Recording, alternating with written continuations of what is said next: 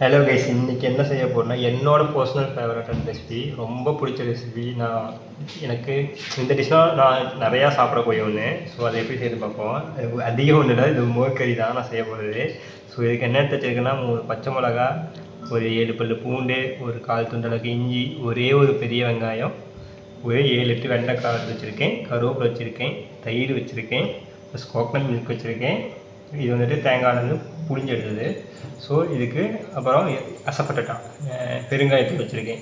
So இப்போ இது ரொம்ப சிம்பிளாக இருக்கும், செம்ம டேஸ்ட்டாக இருக்கும், என்னோடய பர்சனல் ஃபேவரெட்டு. ஸோ எப்படி செய்யணும் பார்ப்போம் வாங்க. இதுக்கு ஃபஸ்ட் எடுத்தோன்னா கட் பண்ண போகிறது பார்த்திங்கன்னா வெண்டைக்காய் தான். ஸோ இது வெண்டைக்காய் என்னென்னா 4 டைம் வாஷ் பண்ணிட்டு வச்சுருக்கேன். ஸோ இது எப்படி கட் பண்ணலாம், ஃபஸ்ட்டு இதோட டாப் அண்ட் பாட்டமாக கட் பண்ணிவிட்டு 1 இன்ச்சு கேப், 1-2 இன்ச் அளவுக்கு கேப் விட்டுட்டு இந்த மாதிரி பெரிய பெரிய சைஸாக கட் பண்ணிக்கணும். ஸோ எல்லா வெண்டைக்காயும் நம்ம அந்த மாதிரி தான் கட் பண்ண போகிறோம்.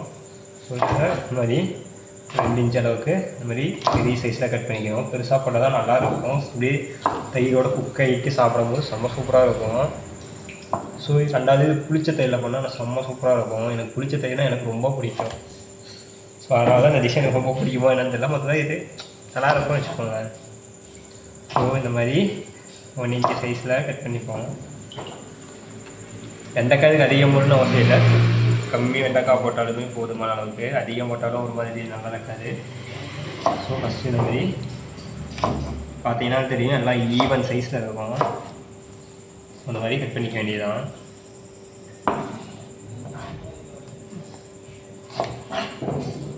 டாப் அண்ட் பாட்டம் கட் பண்ணிவிட்டு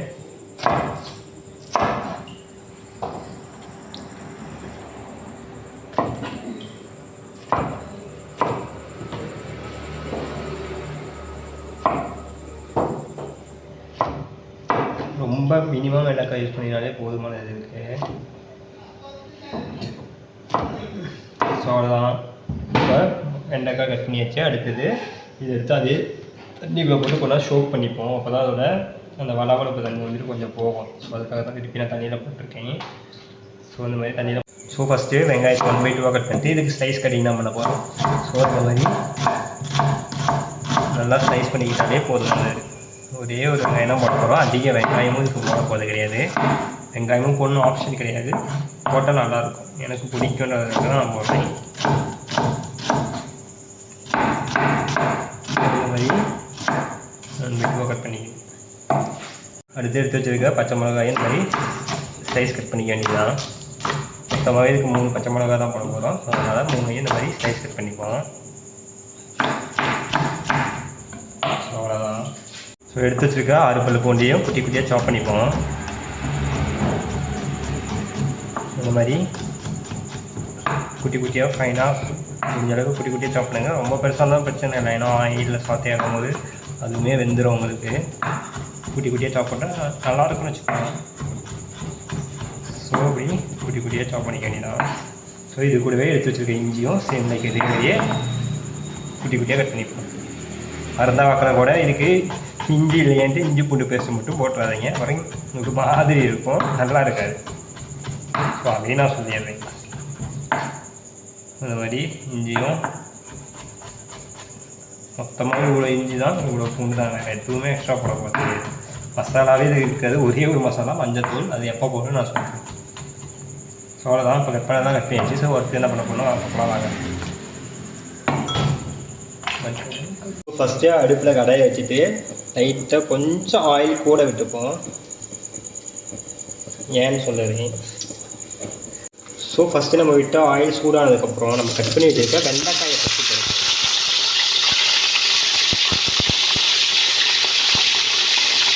இப்போ நம்ம ஃபஸ்ட்டு இருக்கிற வெண்டைக்காய் தான் ஃபஸ்ட்டு போட போகிறோம். ஏன்னா அப்போ தான் வெண்டைக்காயை வதக்க போகிறோம் ஃபஸ்ட்டு. அப்போ தான் வெண்டைக்காயில் இருக்க அந்த வளவளப்பு தன்மைன்றது ஃபஸ்ட்டு இதில் போகணும். ஸோ ஃபஸ்ட் அதுக்கு என்ன பண்ண போகிறோம்னா வெண்டைக்காயை நல்லா ஓரளவுக்கு குக்கார அளவுக்கு, லைக் ஒரு 50% குக்கார அளவுக்கு ஆயிலில் போட்டு நல்லா ட்ரை ரோஸ்ட் பண்ணிப்போம். அப்போ தான் அதில் வளவளப்பு தன்மை வந்துட்டு போகும். இல்லைன்னா ஒரு மாதிரி வளன்னு இருக்கும், சாப்பிட முடியாமல் இருக்கும். ஸோ ஃபஸ்ட்டு அதுக்காக ஆயில் அதிகமாக இருந்தால் ஆயில் அதிகமாக விட சொல்லுறதுக்கு காரணமே. ஸோ ஆயில் கொஞ்சம் கூட விட்டு நல்லா வெண்டைக்காய் இந்த மாதிரி லைட்டாக ஒரு 50% குக்கார அளவுக்கு நல்லா குக் பண்ணி எடுத்துப்போம் ஃபஸ்ட்டு. ஸோ இது வந்து என்னோடய ஸ்டைல். மற்றவங்க எப்படி பண்ணுவாங்க, எனக்கு இந்த மாதிரி பண்ணினா தான் எனக்கு பிடிக்கும், கண்டிப்பாக எல்லாருக்கும் பிடிக்கும். ஸோ சூப்பராக இருக்கும், கண்டிப்பாக ட்ரை பண்ணி பாருங்கள். ஒரு சிம்பிளாக ஈஸியாக சீக்கிரமாக குக் பண்ணது எப்படின்னு இதை பார்த்தீங்கன்னாலே உங்களுக்கு தெரியும். அந்தளவுக்கு ரொம்ப சிம்பிளாக பண்ண டெலிஷியஸாக இருக்கும். ஸோ இப்போ பார்த்தீங்கன்னா தெரியும் எந்தளவுக்கு நான் குக் பண்ணியிருக்கேன். ஸோ இப்போ வந்துட்டு இந்த டைமில் நம்ம ஃப்ரை பண்ண வெங்காயத்தை வெண்டைக்காயை ஃபுல்லாக எடுத்துப்போம். ஸோ இந்த மாதிரி ஆயிலை ஃபுல்லாக ஸ்டீம் பண்ணிவிட்டு பார்த்தீங்கன்னா இப்போ தெரியும் மலவளப்பு வெண்பது கொஞ்சம் கூட இருக்காது. ஸோ அதுக்காக தான் ஃபஸ்ட்டு வந்துட்டு ஆயிலில் வந்து ஃப்ரை பண்ண சொன்னது. ஸோ இந்த மாதிரி எல்லாத்தையும் எடுத்துப்போம்.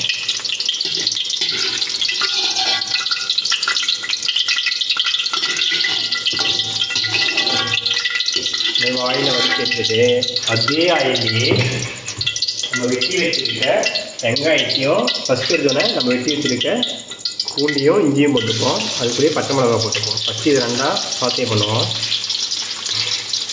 ஸோ இது நல்லா சாத்தே பண்ணிப்போம். இது ஓரளவுக்கு குக் ஆகட்டும். அதுக்கப்புறம் ஆனியன் ஆட் பண்ணுவோம்.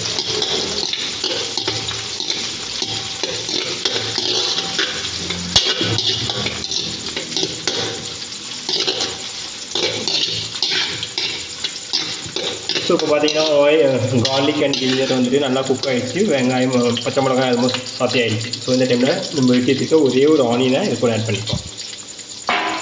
ஆட் பண்ணிட்டு நல்லா மிக்ஸ் பண்ணி விட்டுப்போம். இதுக்கு மெயினாக இன்னொரு விஷயம் என்ன பண்ணுவோம்னா தாளிப்பு போடுறது. அதுதான் மெயினான விஷயம். அது எப்படின்னு பின்னாடி நான் சொல்கிறேன். ஸோ அந்த மாதிரி தாளிப்பு போடணும். அப்போ தான் நல்லாயிருக்கும். அதோடய ஃப்ளேவர் நல்லா என்ஜாய் பண்ணி கொடுக்கும். லைக் எப்படி தூக்கி கொடுக்குன்னு வச்சுக்கோங்களேன்.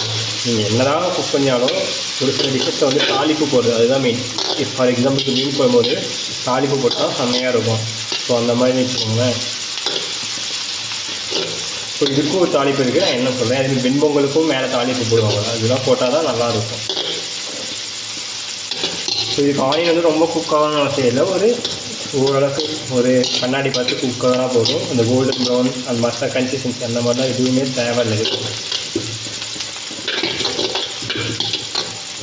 சரியா நான் சொன்ன கன்சிஸ்டன்சிக்கு ஆனியன் வந்துட்டு குக் ஆகிடுச்சு. ஸோ இந்த டைமில் மஞ்சத்தூள் மட்டும் ஆட் பண்ணிப்போம். இதுக்கு ஒரே ஒரு மசாலா, அதுவும் மஞ்சத்தூள் தான். நான் ஃபஸ்ட்டாக சொன்ன மாதிரியே கலருக்காக எல்லோ கலர், அப்போ தான் நல்லா எல்லோ கலர் வரும். ஸோ இந்த மாதிரி மஞ்சத்தூள் ஆயிலே ஆட் பண்ணிவிட்டு ஃபஸ்ட்டு இது கூட தண்ணி ஆட் பண்ணிப்போம். ஒரு பவுல் அளவுக்கு தண்ணி ஆட் பண்ணிட்டு நல்லா மிக்ஸ் பண்ணி விட்டுப்போம். ஸோ ஒன்ஸ் தண்ணி நல்லா கொதிச்சதுக்கப்புறம் தான் அடுத்த ஐட்டம் ஆட் பண்ண போகிறோம் இதில். ஸோ பார்த்தீங்கன்னா நான் சொன்ன மாதிரி தண்ணி வந்துட்டு கொதிக்க ஆரம்பிச்சிச்சு. ஸோ அந்த டைமில் நம்ம எடுத்து வச்சுருக்க கோகனட் மில்க் வந்து இது கூட ஆட் பண்ணிப்போம். ஆட் பண்ணிட்டு நல்லா கோகனட் மில்க் வந்து திக்காகணும். ஸோ அந்த கன்சிஸ்டன்சியில் வந்து திக்காகிற அளவுக்கு விடுவோம். So at the same time நம்ம எடுத்து வச்சுருக்க வெண்டைக்காயும் இது கூடவே ஆட் பண்ணிப்போம்.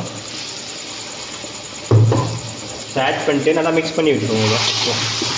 இதெல்லாம் குக்காகி லைட்டாக திக்காகட்டும். சரி இதே டைம்லேயும் நம்ம உப்பு இது கூட ஆட் பண்ணிக்கிறோம். ஸோ இதுக்கு தேவையான அளவுக்கு நம்ம உப்பு ஆட் பண்ணிப்போம். ஒரு 1-1.25 ஸ்பூன் அளவுக்கு உப்பு ஆட் பண்ணிவிட்டு உங்களுக்கு தேவையான அளவுக்கு ஆட் பண்ணிக்கோங்க. இப்போ எனக்கு தேவையான அளவுக்கு ஆட் பண்ணிட்டேன். ஸோ இதை நல்லா எப்படி சொல்கிறது எல்லாம் இப்போ போட்டால் நம்ம ஃப்ரை பண்ணி போட்டுக்க வெண்டைக்காயும் குக் ஆகணும். ஏன்னா நம்ம 50% தான் குக் பண்ணியிருக்கோம். ஸோ இப்போ அந்த வெண்டைக்காயும் குக் ஆகணும். ஆனியனும் வந்துட்டு லைட்டாக குக் ஆகணும். லைக் சூவி டைப்பில் இருக்கணும். ஒரு மென்று சாப்பிட்ற கன்சிஸ்டன்சிக்கு வரணும். ஸோ அந்த இது குக் ஆகணும். சேம் டைம் அதே டைமில் நம்ம கிரேவி தண்ணி எல்லாமே திக்காயிடும். ஸோ அடுத்தது எப்படி எந்த டைமில் அடுத்து ஆட் பண்ணுற போகணும்னு பாருங்கள்.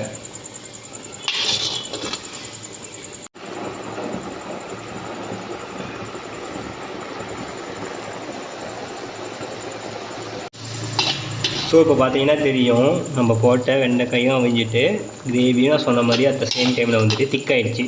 ஸோ இந்த டைமில் என்ன பண்ண போகிறீங்கன்னா அடுப்பை கம்ப்ளீட்டாக ஆஃப் பண்ணிவிட்டு எடுத்து வச்சுருக்க தயிரை மட்டும் நல்லா அந்த கட்டி இல்லாத கன்சிஸ்டன்சியாக பார்த்து நல்லா ஒரு ஸ்பூனை வச்சு நல்லா மிக்ஸ் பண்ணி விட்டுக்கணும். ஸோ நல்லா மிக்ஸ் பண்ணிவிட்டு அடுப்பை ஃபுல்லாக ஆஃப் பண்ணிடணும். கொஞ்சம் கூட ஃபயர் இருக்கக்கூடாது. ஸோ இப்போ இந்த தயிர் இது கூட அப்படியே எடுத்து தயிர் ஃபுல்லாக ஆட் பண்ணிடணும். ஸோ கொஞ்சம் கூட மிச்சம் வைக்காமல் எல்லா தயிரையும் ஆட் பண்ணிவிட்டு அப்படியே லைட்டாக கரண்டி வச்சு லைட்டாக மிக்ஸ் பண்ணி விட்டுப்போம். ஸோ பார்த்தீங்கன்னா கலரும் தெரியும் எந்த அளவுக்கு இருக்குன்றது. ஸோ இதை எடுத்து அப்படியே ஓரமாக வச்சுட்டு இப்போ இதுக்கு ஒரு தாளிப்பு போடணும். ஸோ அந்த தாளிப்பு இப்போ யூஸ் பண்ணுறது நான் சொல்கிறப்போ பார்த்தீங்கன்னா தாளிப்புக்காக ஒரு கடாய் எடுத்துகிட்டு ஃபஸ்ட்டு ஆயில் விட்டு போதுக்குள்ள கொஞ்சமாக ஆயில் விட்டுட்டு ஆயில் ஹீட் ஆகட்டும். ஸோ இப்போ நான் தாளிப்புக்காக என்னென்ன எடுத்துருக்கேன்னு பார்த்தீங்கன்னா, ஆக்சுவலாக நிறைய பேர் கடுகு யூஸ் பண்ணுவாங்க. கடுகு யூஸ் பண்ண போகிறதுல இந்த இடத்துல கொஞ்சமாக ஒரு 1/4 ஸ்பூன் அளவுக்கு வெந்தயம், ஒரு 1/2 ஸ்பூன் அளவுக்கு ஜீரகம், ஒரு 4 வரமிளகாய் எடுத்து வச்சுருக்கேன். ஸோ இதுதான் நான் மேஜராக தாளிப்புக்கு யூஸ் பண்ண போகிறது.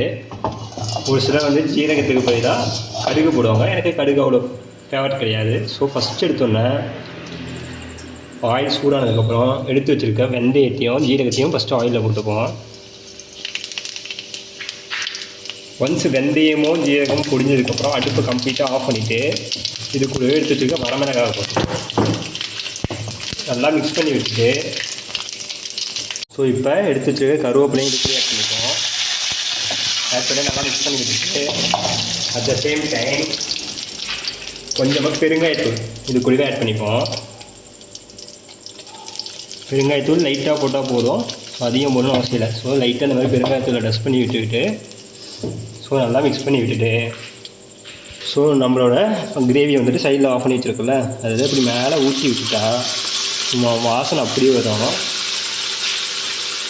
ஸோ இந்த மாதிரி லைட்டாக பேலன்ஸ் இந்த மாதிரி எடுத்துகிட்டு இந்த மாதிரி போட்டு விட்டுட்டு இந்த மாதிரி ஆட்டி விட்டாலும் ஓகே. இப்போ அப்படியே மிக்ஸ் பண்ணி விட்டுட்டா வாசனை அப்படி சூப்பராக இருக்கும். ஸோ அவ்வளோதான் மக்கள். இப்போ பார்த்தீங்கன்னா என்னோடய சைடில் சூப்பரான ஒரு வெண்டைக்காய் மோர் குழம்பு ரெடி ஆகிடுச்சு. ஸோ நான் சொன்ன மாதிரி ட்ரை பண்ணி பாருங்கள், கண்டிப்பாக உங்களுக்கும் பிடிக்கும். ஸோ ரெசிபி பிடிச்சிச்சின்னா லைக் பண்ணுங்கள், ஷேர் பண்ணுங்கள், கமெண்ட் பண்ணுங்கள். புதுசாக சேனலுக்கு ஏதாவது வந்தால் மறக்காமல் சப்ஸ்கிரைப் பண்ணுங்கள். தேங்க்யூ ஸோ மச் ஃபார் வாட்சிங் மை வீடியோஸ்.